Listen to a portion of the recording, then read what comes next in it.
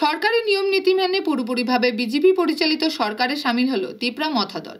বৃহস্পতিবার বিধানসভার অধ্যক্ষের কাছে বিরোধী দলের পদত্যাগ পত্র পেশ করে রাজভবনে গিয়ে রাজ্যপালের কাছে মন্ত্রী হিসাবে শপথ নিলেন তিপ্রা মথা দলের নেতা অনিমেষ দেববর্মা। বৃহস্পতিবার বিরোধী দলীয় নেতার পদ থেকে পদত্যাগ করেন তিপ্রা মথা দলের নেতা অনিমেষ দেববর্মা। এদিন তিনি নিজের পদত্যাগপত্র জমা দিলেন বিধানসভার অধ্যক্ষ বিশ্ববন্ধু সেনের কাছে।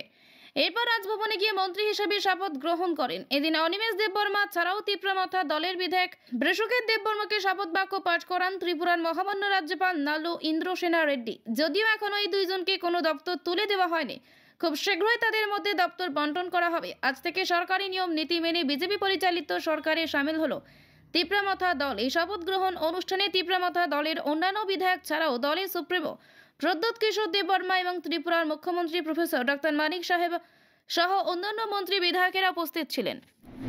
না, এখন তো স্যার দায়িত্ব বেড়ে গেল অনেকটা আগের থেকে, কি বলবেন? দায়িত্ব সর্বদাই থাকে, দায়িত্ব আলাদা হয়েছে এটা বলা যায়। বিরোধী দলের দলীয় নেতা এটা একটা দায়িত্ব, মন্ত্রী হওয়া অন্য ধরনের একটা দায়িত্ব। এই দায়িত্ব আমি পালন করি। আপনি কি মনে করছেন যে মন্ত্রী হয়ে গ্যাদারটি পেলেন দাবি করতে পারবেন? আমার মনে করার কি আছে, আমরা যে লক্ষ্য নিয়ে দলটা করেছি এই দলটাই তো একটা ফসল।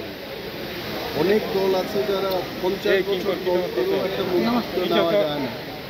তো তিপ্রা মথার যে আন্দোলন, যে লক্ষ্য নিয়ে আমরা এগিয়েছি, এই লক্ষ্যের একটা সাফল্য এটাই, আরও হবে। মন্ত্রী হয়ে কি আপনি কি এই আন্দোলনটা করতে পারবেন? কেন পারবে? সরকার তো বরাবরই মন্ত্রীরা গ্রেপ্তার হয়েছে অনেক জায়গায়, কেন্দ্রীয় মন্ত্রীরা গ্রেপ্তার হয়েছে আন্দোলন করতে গিয়ে। হবে, যখন আন্দোলনের এমন একটা পরিস্থিতি হবে, করবো, কি আছে।